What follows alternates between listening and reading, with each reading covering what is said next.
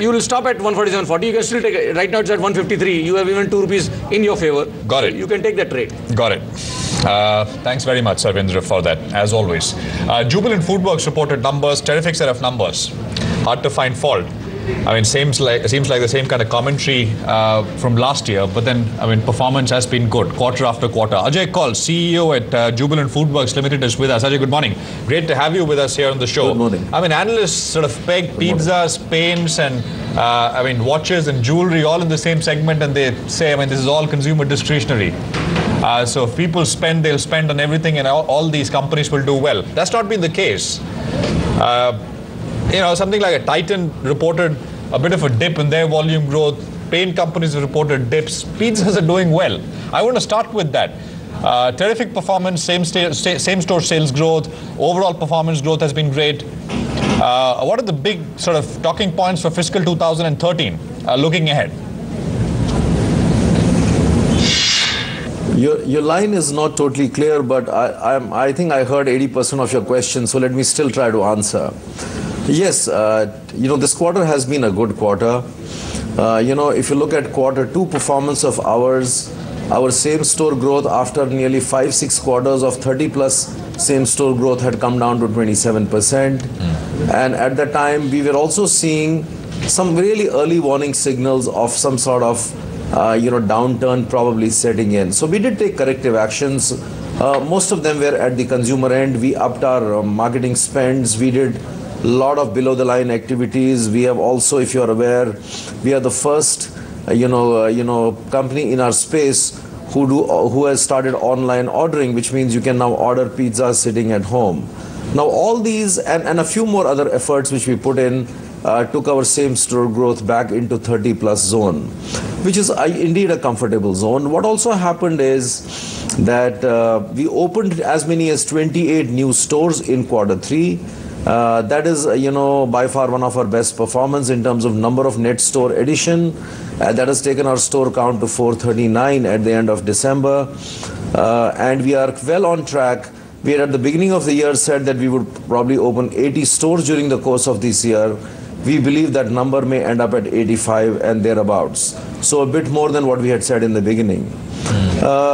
Coming to EBITDA performance, which is probably what makes you reach that conclusion of a terrific performance, despite all the pressures we had on ingredients over the last, I would say, 3, 4, 5 quarters, and this is an industry-wide issue, I think we were able to finally, you know, get hold of it in discussions with our business partners. Also, at a macroeconomic level, you see food inflation has eased out a little bit.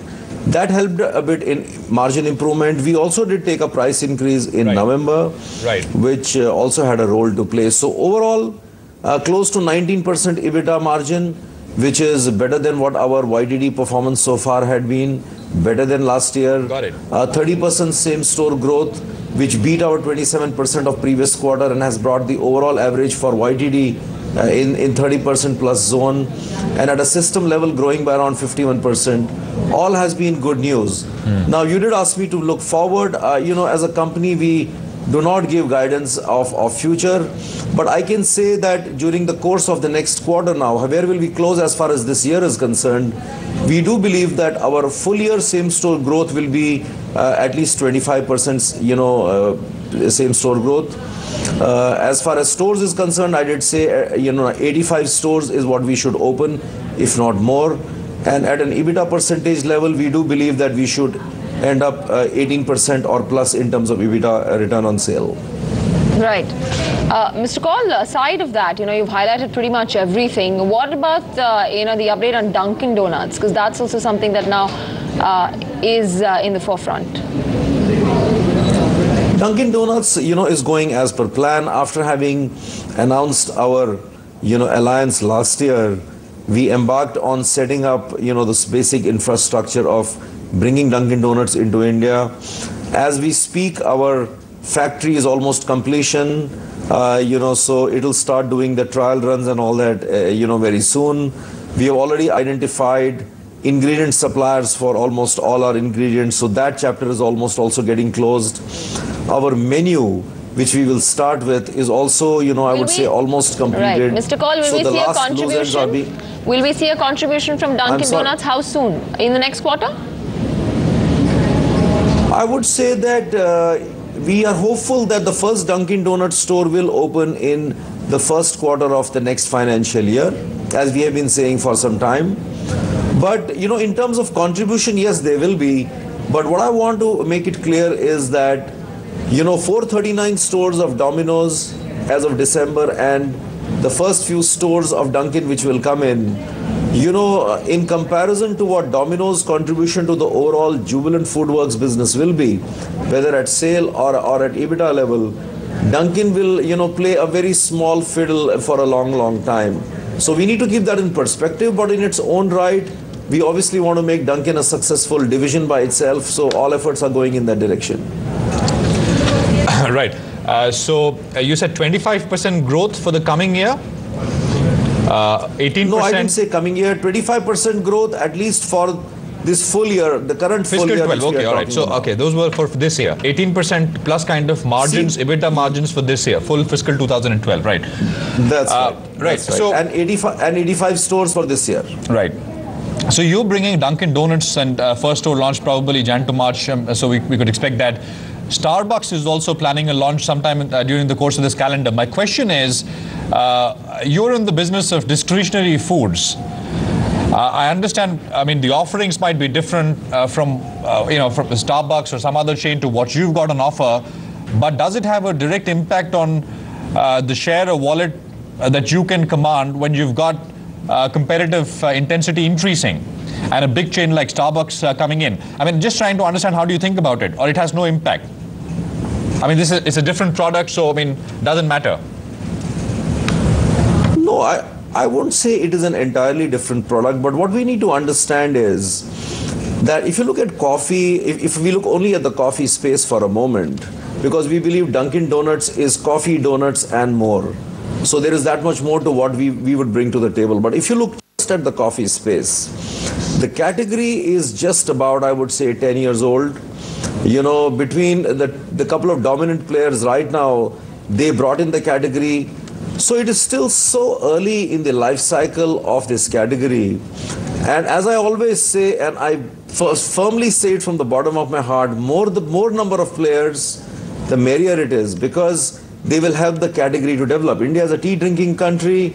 We have millions of people who don't understand what coffee is and what coffee consumed outside of home is. So all these big names, including Dunkin' Donuts, are only going to build the category and change habits of people. If you're aware, coffee consumption per capita in India is at some 78 grams, which may have moved on to some 80 to 85 grams by now, which is one of the lowest, I'm told, in any part of the world. And I know you may argue that 1.2 billion people, so the per capita equations never work out, but still it is very, very minuscule, and there's a big role some of the names which you mentioned have to play in terms of changing the culture of coffee drinking. So we are happy that they are here. They are a good competitor and they are a good name, and we will all together help this market to grow. But Dunkin' Donuts per se, apart from coffee, will probably be the only player in the donut segment where we are global leaders, where we have dominant positions, leadership positions in almost all markets where we are. And that's a new category for India. And last but not the least, and that's a big focus for us in India, is playing in the all-day part food segment. If you see, from let's say 10 o'clock or 9 o'clock in the morning until 11 o'clock in the night, while there are various players who are working, around the lunchtime, the dinner time and so on, there isn't any Western, food company which has got something throughout the day. And that is what Dunkin' Donuts believes they will be able to successfully do in India. So all these three put together, all-day part food strategy. McDonald's, I think, is there. I'm probably the only one. McDonald's, without trying to name people and so on, they try to do this. But by virtue of being a quick service restaurant, there are obviously limitations in what their offerings are and so on. But clearly, they are trying to be in that space. We believe that is a space in which we will operate as far as all-day food strategy is concerned. Then there is, of course, the coffee. and then there is the donuts which is sitting there. Got it. Ajay, thanks very much for your time. Great to have you on the show. Good luck. Appreciate it. And look forward to more Thank competition. And I'm sure, you're going to do, as well as you've been doing. First outlet of Dunkin' Donuts in the fourth quarter this year, in the quarter that we're in right now. Ajay Kaul at Jubilant Foodworks. Taking a quick break here. Vivek Mavani, Vice